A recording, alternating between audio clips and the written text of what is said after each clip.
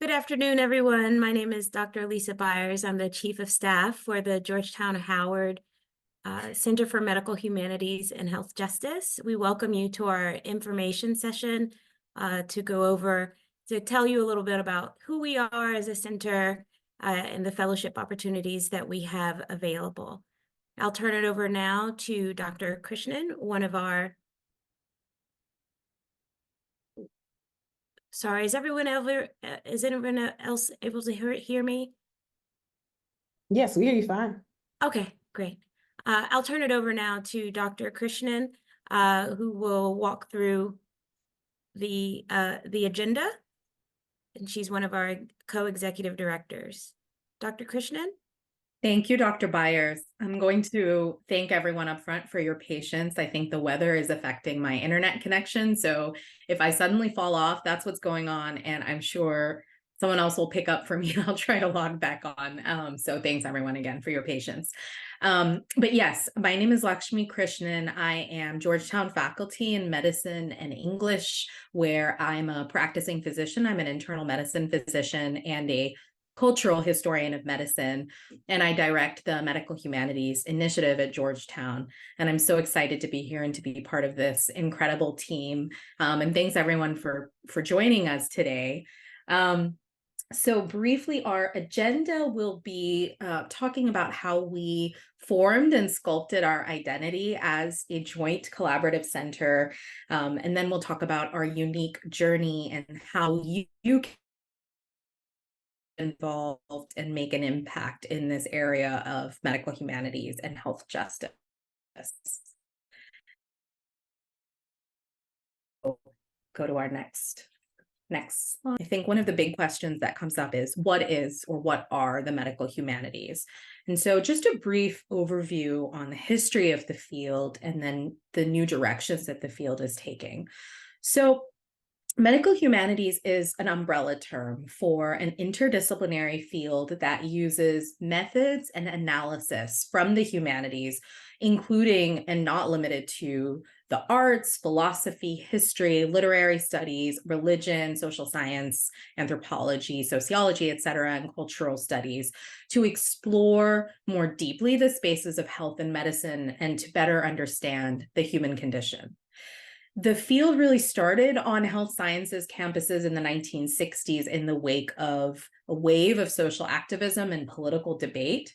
There was this emerging concern of an overly paternalistic patient-practitioner relationship, and also the belief that medicine was becoming overly scientific and focused on disease mechanisms instead of really centering the patient, understanding the illness and the complex context of healing and illness in our society.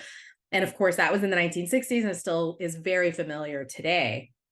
In the US in particular, medical humanities was intended to address this growing distance between patients and practitioners and to humanize both patients and practitioners for each other. In the 1980s, there was a large academic push that expanded medical school curriculums by incorporating humanities disciplines, such as history of health and medicine, philosophy, bioethics, etc. The goal being to better train clinicians to recognize the ethical issues of clinical research, to make them more morally and ethically in tune with the patient's health, illness, and realities, and improving the clinician's understanding of the whole patient. Medical humanities efforts then continued to expand into undergraduate learning opportunities on liberal arts campuses. And this has led to a professionalized discipline through advanced degrees. There are now Ph.D. programs in medical humanities and academic research centers in the UK, especially during the 1990s and 2000s, and then more and more since the 2000s in the US as well. We also saw research journals in the medical humanities emerge during this time. I just want to pay attention here in this moment because one of the most, I think, important debates happening in the last 20 years has been whether the use of medical in medical humanities dilutes the contribution of other health-related disciplines such as public health, nursing, other allied health professions, sociology, etc. So other terminology I think that's really important is the health humanities more broadly, which is believed to be more inclusive. In the 2010s, the scope of medical and health humanities was largely centered around medical ethics and education, but more recently and excitingly, the critical medical humanities, which we'll get into in a second, further entangles medicine and health and the humanities through interdisciplinary collaborations, but really taking a more critical view of medicine, not just asking how can the humanities help humanize medicine for patient and practitioner, but how can we actually use the humanities to reform the structures of medicine? And today there are over 150 medical and health humanities programs and departments on both health and liberal arts campuses. So next slide. So the Georgetown-Howard Center for Medical Humanities and Health Justice believes affirmatively in the humanities' ability to improve people's lives, to reveal patterns in health, and to advance healthcare training, practice, and outcomes. When most people think of DC, they often think of wealth and political power, certainly. However, as we know, like many larger cities, DC struggles with providing quality health and equitable access to many, many citizens. In recent years, health equity has become a priority for the city. The city commissioned a 2019 health equity report that identifies 9 key drivers that we see on the slide here, or the social determinants of health that could improve health equity and the quality of life for DC citizens. These interconnected drivers are education, employment, income, housing, transportation, food environment, health and medical care, outdoor environment, and community safety. The MHHJ, our center, believes first in understanding the context of lived experiences and the influence of these interconnected drivers. The DC Health Equity Report found that a person's education level improves health outcomes at every additional level attained, and also recognize that a person's geographic location in the city affects not only transportation access to healthcare services, including primary care providers and emergency clinics, but also grocery stores, which constitute the food environment, and access to unprocessed and whole foods that are beneficial to preventing illness and disease. So, in the spirit of this interdisciplinary critical medical humanities, we must remember that understanding these contexts and interrogating these capacities are not done in isolation, but that there is a level of coordination and engagement that needs to happen between the center and the community in DC at large.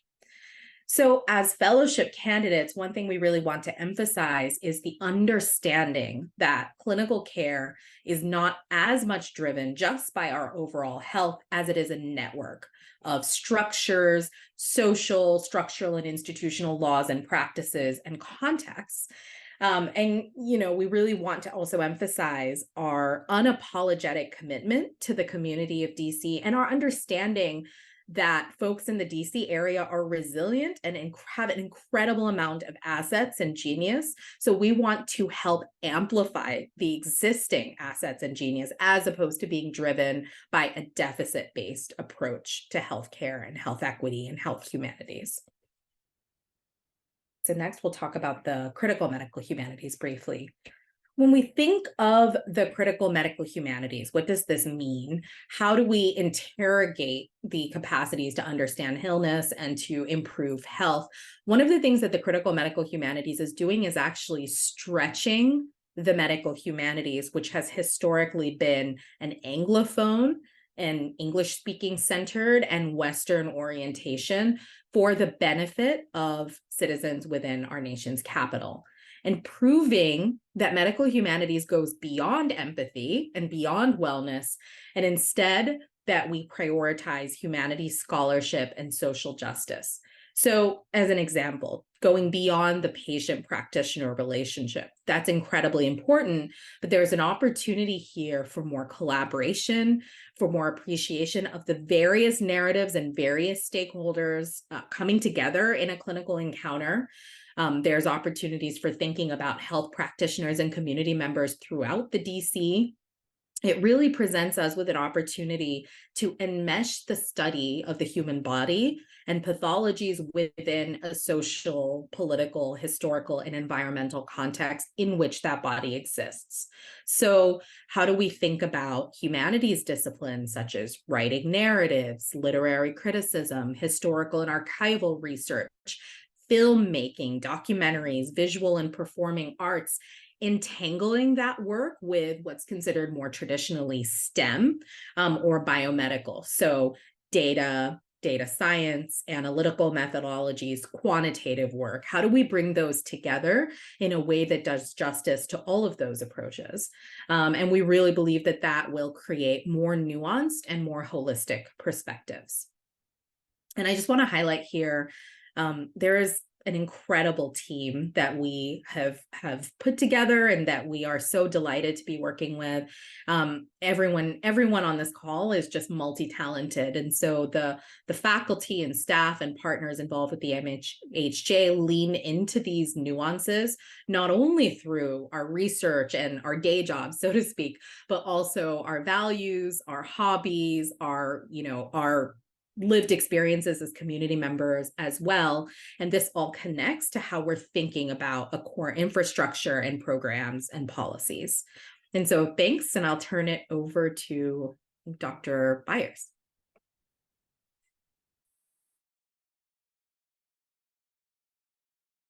Sorry. Thank you, Dr. Krishnan. As I previously introduced myself, but for those of you who are not online, my name is Dr. Elisa Byers. I am the Chief of Staff for MHJ. I have a very diverse background in like health and research administration, and I also have interest in just making sure that we're involved with the community. So when we think about what our unique journey is and what our center is able to bring, it really does start this unique and historic partnership, begins with our leadership with Dr. Krishnan and Dean Williams.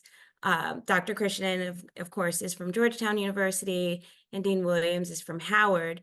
They were introduced to each other around 7 years ago through a colleague, and they kind of committed to finding ways to work with each other after conversations of shared literary interests. What's interesting is that they understood and kind of discussed ways that the humanities can enlighten everyday experiences in communities all over the world. Dean Williams was doing work with the digital humanities, which helped her think about humanities methodologies and their impact beyond literatures and culture and language. And Dr. Krishnan, who's a medical doctor in training, had focused on the history of medicine and made this collaboration between medical humanities and health justice possible. So between those shared values and vision, they successfully pursued a grant from the Mellon Foundation, which has funded the center as you are learning of it today. So this is our organizational structure as we are now. The executive directors are very confident in their shared values and their vision for this partnership. Each of these people on this list were handpicked, quite honestly, and curated a team of professionals who really enjoy and lean into the dissonances between the two universities and are animated by the belief that medical humanities has the ability to reveal patterns in health, to understand and improve healthcare practice, delivery, and outcomes. So this chart depicts how we're organized under what we call the initial operating capability. The executive core directors were very intentional in finding personnel with overlapping knowledge, niche skills, and abilities who had a passion for the center's mission in the DC metro area. So on the left-hand side, we're organized between a director's core and on the right, a center core. We have a communications and marketing director, Ms. Sharice Taylor, and a program administrator, Mr. Jonathan Flores. And then our incoming director of research is Dr. Jabari. Moving on to our core values. So we are very intentional about these six core values, and we operate underneath a one-center approach. So in which we look at the promotions, procedures, and products that are all underneath MHHJ instead of any individual university. And this is a way that we portray our strength and commitment to having a shared culture, standards, and mission. So these shared principles or core values establish the ground rules for how everyone that is affiliated with the center stakes their commitment to the mission and has respectful interactions between each other, partnering organizations, and of course the surrounding community. We hold justice and respect for all persons, and equity is foundational to inform our educational and research mission. Humanism reinforces our vision statement as we value the use of humanities methods to explore those aspects of human condition that inform health outcomes. With creativity and innovation, we seek to cultivate the use of imagination, original ideas, and alternative ways of thinking. MHHJ pledges to conduct our operations in transparency, and we recognize that such clarity and accessibility is vital for building and sustaining trust within the community. Through service, we advocate for the application and implementation of interdisciplinary education and scholarship, and believe that our work should share benefits with the broader community. And finally, with mutual respect, MHHJ champions the strengths and genius in all communities, embracing an asset-based approach to research and improving healthcare. Next slide, please. These are our strategic priorities. MHHJ is a historic partnership. We cannot say that enough between Georgetown and Howard. The center serves as a confederating space that will allow practitioners, creatives, academics, and community members to act as a force multiplier for the medical humanities in DC. Our goal is to have multi-generational impact to create a more just and equitable healthcare system in DC. So our strategic priorities of education, research, and public engagement will allow us to build these cross-institutional educational opportunities at the center that will amplify our unique institutional strengths, but also demonstrate how the tools and methods of medical humanities can understand and offer broader and more alternative perspectives. We will also broaden our reach of the medical humanities to establish the center as the leader in the humanities and medicine by transforming the demographic access to humanities and healthcare learning opportunities. Next slide. We've created a team science model to help move research from idea into implementation. So we are committed to advance our research and our research being centered in and partnered with the community to build that foundation of trust that we discussed earlier. We understand that our activities at the center could and should have real life consequences for the community's well-being. So we created this team science infrastructure to actualize the strategic priorities mentioned previously and enable that collaborative environment. This is a schematic that is kind of a simplified version of what our infrastructure is. So each year, MHHJ, moving from left to right, MHHJ funds impact projects. So under this annual impact theme that you'll hear about later, and this establishes the boundaries for the proposed research, education, and engagement activities for the academic year. As the projects mature, the knowledge is translated from proof of concept, which is phase 0, to clinical practices or education, and moving up the scale to tier 4.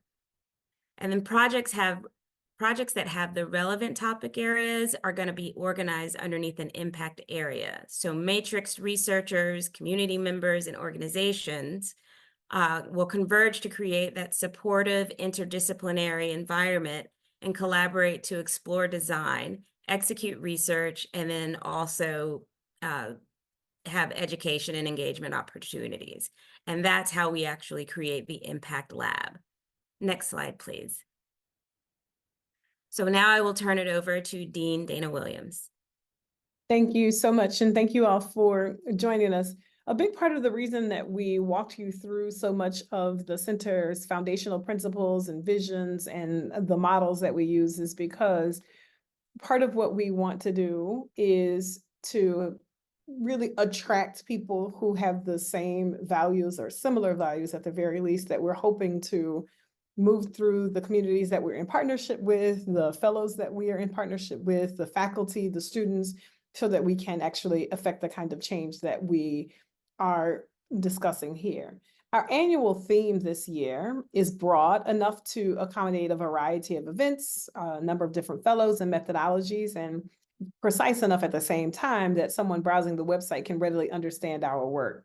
It guides our scholarly endeavors for the academic year. So everything that we're thinking about on our academic calendar is around this theme of lore, which allows space for a variety of methodologies, innovative research projects, public engagement.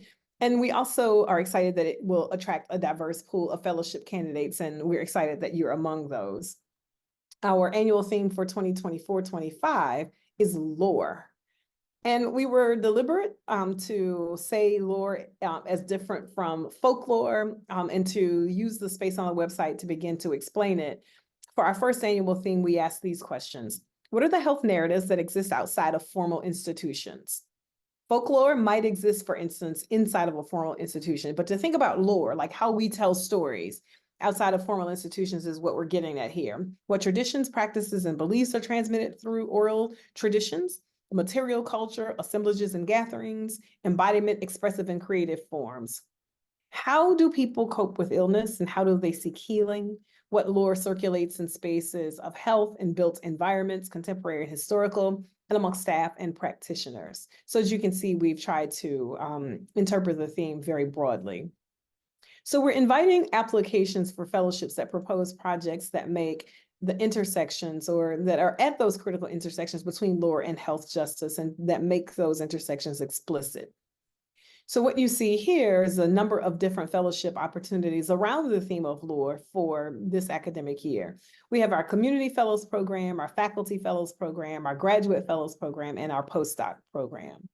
All of them are paid fellowship opportunities, and they expand professional networks, experiential grant writing, teaching opportunities, and mentorship opportunities. In exchange, they provide funding and protected time for deeper development of independent research. We'll talk a little bit more about each of the individual fellowship programs, the first one being the Community Fellowship. This is an opportunity for all Washington, D.C. metropolitan area. And here we're thinking the DMV more broadly, community leaders, creative and performing artists, and change makers poised to advance health justice. Stipend amounts range from $45,900 if it's a full-time fellow to $22,950 if it's a part-time fellow. Recipients are expected to speak about or to share their work, of course, to support the planning and the directing of our speaker and event series, which you heard a little bit about in terms of our programming, as well as to contribute to the method and theory development to strengthen the community with creative expertise. It's really important for us to think about how people in the community who are already doing this work can interact with the work that we're trying to establish uniquely between Howard and Georgetown. Fellowships include library privileges and access to a network of cross-professional interdisciplinary experts. Applicants will have a variety, obviously, of skills and qualifications, but some that we think are very specific to this fellowship that will, the ideal candidates, strong candidates will obviously have experience in the community through volunteerism or professional experience in community engagement, a knowledge of tactics for advocacy and outreach and creative skills that will help to raise awareness around health humanities and medical humanities, a willingness to work as a team, but also obviously an ability to work independently, organizational and communication skills, the ability to commit to the center and the priorities while you're also balancing the priorities that you would have with your other obligations, because we acknowledge completely that the $45,000 for someone who is saying, they can commit a significant amount of time, is still not enough for a full income. So it is indeed seen as supplement without compromising the amount of time you can spend with the center. And then finally, compassion, empathy, open-mindedness, and the ability to apply and integrate interdisciplinary dimensions and expertise, and to share that with some of the fellows also in the program. Our selection criteria is pretty straightforward. It's listed out here. We are going to be thinking about how significant is the project, how it allows for collaboration with other center fellows, how feasible public engagement and public education is for the project, the likelihood that the candidate will derive satisfactory results for the proposed project during the proposed project time, and then the relevance of the application to the center's designated theme. Obviously, the theme of lore will play a significant part in here. Our submission process is a cover letter, a resume, a project summary, that really talks about public engagement and education, and all of the details, the specifics about what is to be included in those 4 pages you can find on the website, detailed out in advance, and we're happy to answer any questions. But obviously we want to think about location, the project goals, skills and experiences that would make it likely that you would complete the project with success, how the project itself will contribute to building a more equitable world, and so on. Our next fellowship that we'll talk about just a little bit is our faculty fellow. This is limited to Georgetown faculty and Howard faculty with an interdisciplinary research interest that intersects medical and health humanities and health justice in particular. You can see the skills and qualifications here. Obviously, as faculty members, the degree will attend. The willingness to work again as a team and independently, the organizational writing, editing, oral communication skills, and so on. Similarly, we're thinking about the compassion and empathy, being open to all of the different institutional dimensions that are both reflective of Georgetown and Howard, but then specifically interdisciplinarity more broadly. Our selection criteria is here. Obviously, same thing, significance of the research, feasibility for engagement. We want to think about dissemination, especially here on a scholarly and academic front, both positive and negative findings, because we learned as much from the things that didn't work as we do from those that do work. We certainly want to think about the quality of previous research and the possibilities, the potential for contributions that will be unique to the center in this way. And then the submission guidelines and criteria are similarly outlined very clearly. Significance of the research as we're thinking about our in relation, as articulated in the cover letter, the CV, and then a project summary of no more than 500 words. Our next fellowship is our graduate fellowship.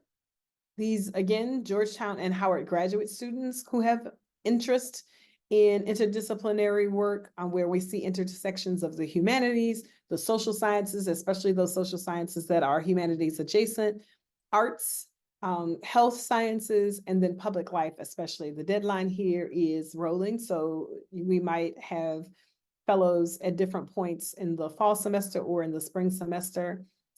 Essentially, our skills and qualifications mirror a lot of the ones that we see for the previous 2, but here we're looking for students who are in any graduate level program that's applicable, Georgetown or Howard, that has a relevance to health justice or medical humanities. And the thing that I would highlight here, most especially because we're also thinking about teaching in this particular instance, whereas with the faculty fellow, we're trying to relieve faculty from teaching to think about research projects.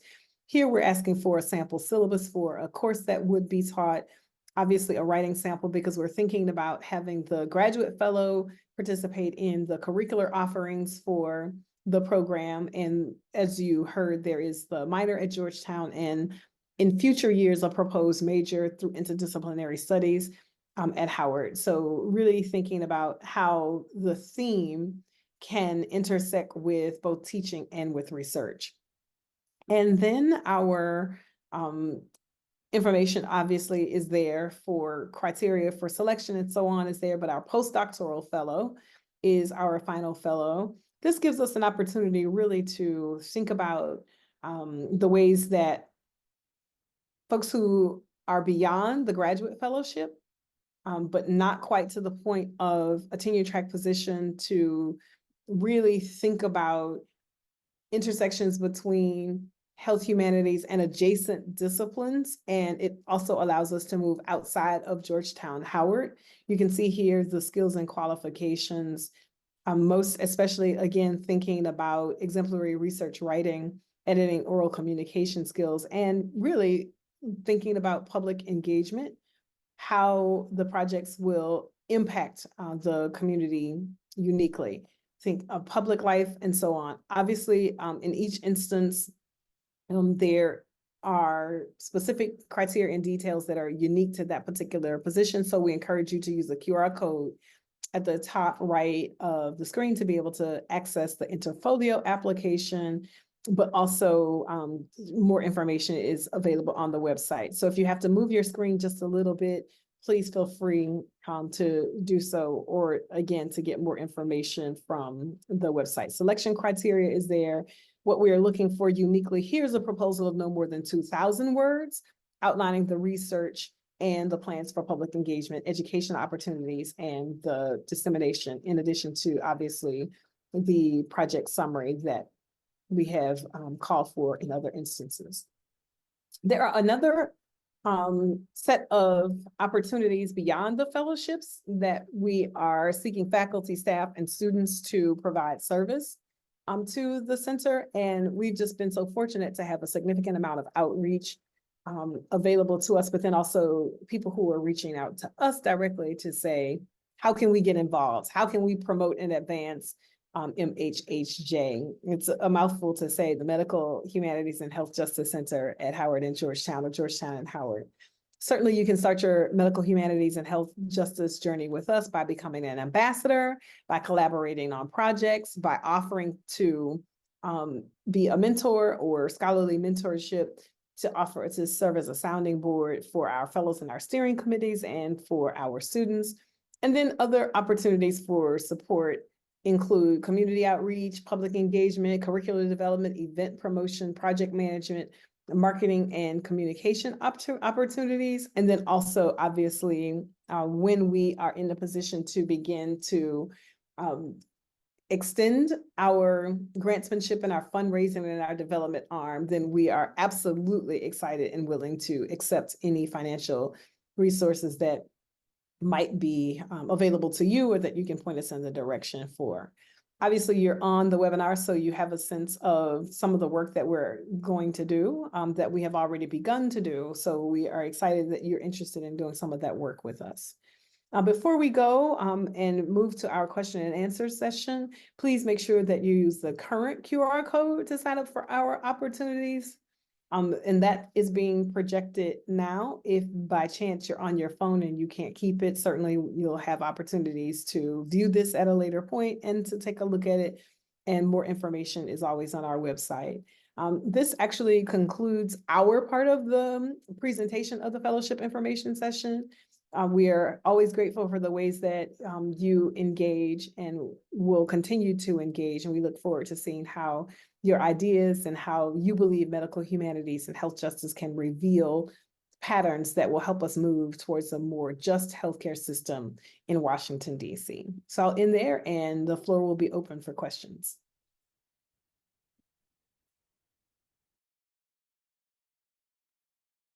Thank you, Dean Williams. Jonathan, do we have any questions? No questions at this time. If you do have a question, feel free to go ahead and post them in the Q&A section at the bottom of your screen or at the top, wherever you have it, and we'll go ahead and answer it.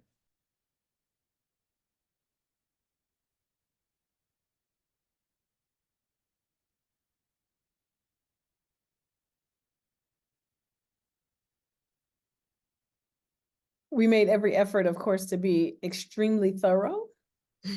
So it is quite possibly the case that we have been thorough, and I can just say that the team here is just so extraordinary in thinking about every scenario in advance. Well, what if a person has a question about this? So we try to anticipate where we see gaps, so you don't have to feel obliged at all to ask any questions. So we just appreciate the opportunity to share a little bit more about the fellowship program and about the center in a general sense. And there'll be many opportunities for us to talk a little bit more, hopefully in person sooner than later, but this was fortuitous considering the whole district is under a wind and flood warning. So it turns out that having this virtually was in our best interest.